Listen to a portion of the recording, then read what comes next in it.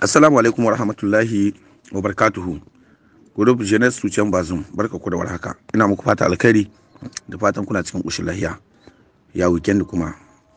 Naga wani ya turo hoto mai motsi ko mu ce bidiyo na abin da yake faruwa a Tera. Na biyu kuma naga wani ya sake turowa.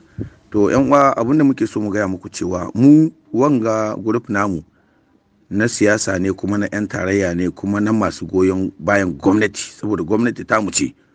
Mu ne muka san wahalar da mun ka sha muka samu har Allah yake kai mu ga kujerar mulkin Nijar. Saboda ina sa ran cikin komin 266 na Nijar wanda ba mu tai ba bai huce ko komin 15 ne ko 13 ba. Don haka wanda duk ya san baya goyon bayan tarayya, baya goyon bayan gwamnati, tsakani da Allah shi ta cikin gurubtinmu.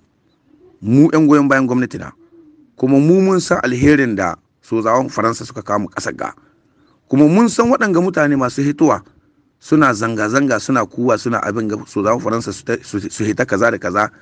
Mun san abin da an